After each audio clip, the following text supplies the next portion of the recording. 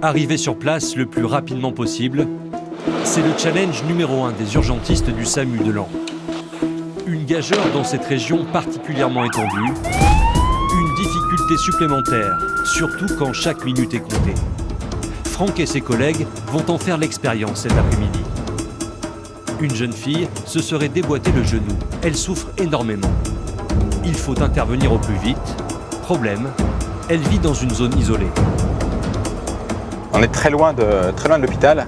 On est tout seul, ça il faut en tenir compte. Voilà. Quand vous êtes dans l'île, dans la métropole, le transport est plus court, vous n'êtes jamais loin d'un hôpital avec un plateau technique adapté. C'est quand même un confort qui est autre. Là, c'est différent. Après 30 minutes de route, les urgentistes rejoignent enfin le domicile de la victime. Les pompiers sont déjà sur place. Bonjour, c'est votre fille? Oui, c'est vrai. La victime est une adolescente de 15 ans. Elle ne peut plus bouger, tétanisée par la souffrance. T'as des problèmes de santé d'habitude? Non. Tu prends des médicaments? Non, j'en prends plus. D'accord. Je connais pas. En Madame, déplaçant un meuble lourd, elle s'est luxé le genou. C'est-à-dire que l'os de sa rotule n'est plus aligné avec sa cuisse. D'accord, ok, on va te mettre un masque dessus, tu vas respirer profondément. Puis quand ça ira un peu, tu me diras que ça tourne un peu, on verra. D'accord? Ok. Je vais essayer de te la remettre. Ok? De rien. La priorité des médecins, c'est de la soulager. Retourner à l'hôpital serait trop long. Pas le choix, il faut intervenir ici, au beau milieu du salon familial.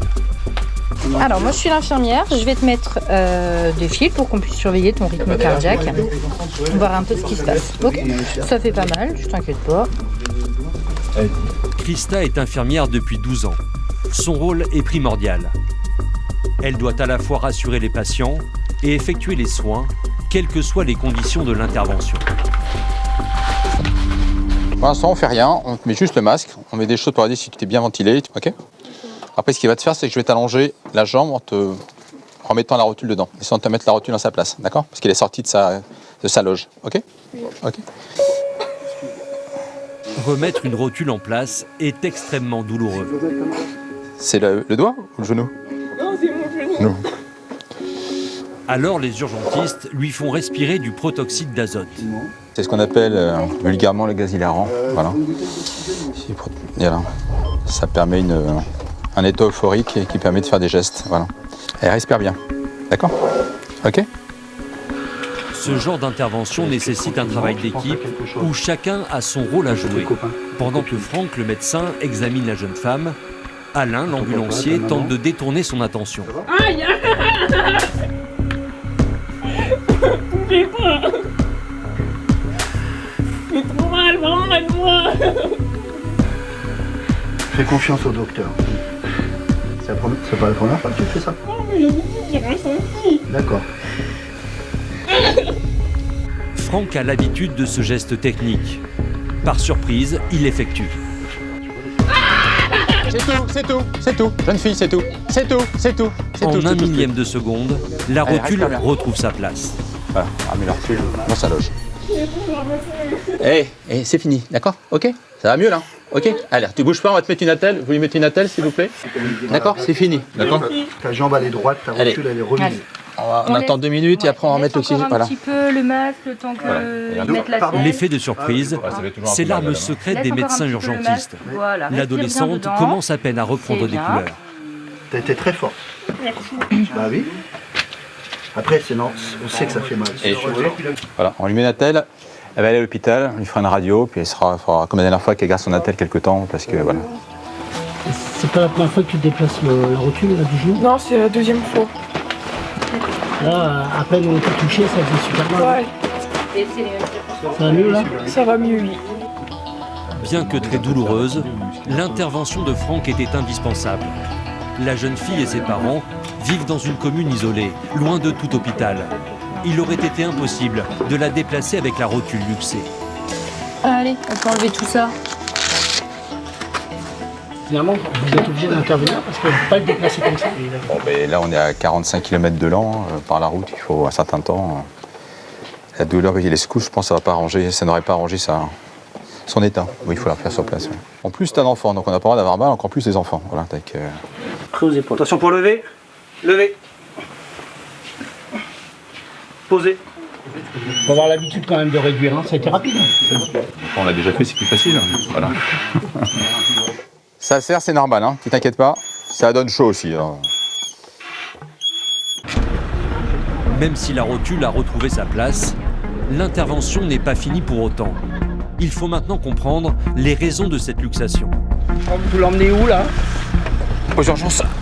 Allons, pour avoir une radio du genou et pour avoir après la conduite à tenir.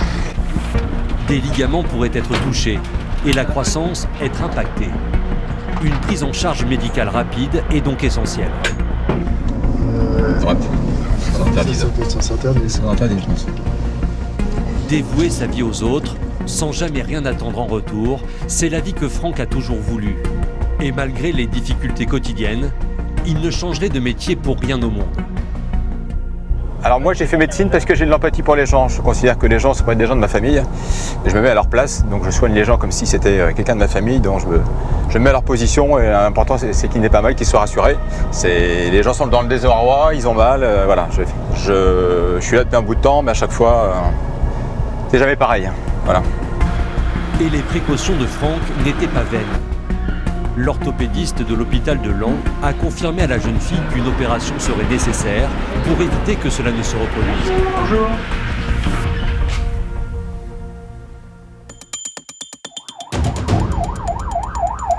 À plusieurs kilomètres de là, Xavier et Pablo sont eux aussi appelés sur une affaire urgente. Là, on va à peu près 30 km de Laon. Un monsieur qui a une plaie tronçonneuse au niveau du membre inférieur. A priori, une perte de sang assez importante. Et il aurait perdu connaissance. L'intervention s'annonce extrêmement grave. Les blessures causées par une tronçonneuse peuvent être mortelles. Heureusement, les pompiers sont déjà arrivés sur les lieux et ont prodigué les premiers soins à la victime. Bonjour monsieur. Pablo est médecin stagiaire. Il doit à tout prix évaluer la gravité de la plaie. Elle est très profonde. Le risque, c'est que des nerfs ou des tendons aient été sectionnés. Il faut qu'elle soit propre. Après, on va mettre des antibiotiques parce que c'est fait par une tronçonneuse. On vérifie que ça ne saigne pas. On essaye de voir les structures qui sont touchées, s'il n'y a pas des nerfs ou des atteintes vasculaires. Monsieur, est-ce que vos vaccins ils sont à jour? Tétanos, diphtérie, tétanos. Une infection sur cette plaie ouverte pourrait vite se déclencher. Mais la priorité, c'est de soulager l'homme qui souffre énormément. De 0 à 10, vous avez mal à combien? 10, c'est une douleur maximale. Je dirais 8. 8. Dis à maman qu'elle regarde ce que j'ai en... C'est qui? Le patient est âgé d'une 60aine d'années. Les médecins ne peuvent pas lui injecter n'importe quel antidouleur. Ses petits-enfants sont en ligne avec leur grand-mère pour savoir s'il est sous traitement. Je voudrais savoir si tu peux me donner l'ordonnance à Papou parce que il s'est un petit peu coupé le pied, il y a le SAMU qui voudrait savoir. Vas-y mamie, tu peux y aller, t'es avec le docteur. Bonjour. Pardon? Vous pouvez répéter s'il vous plaît?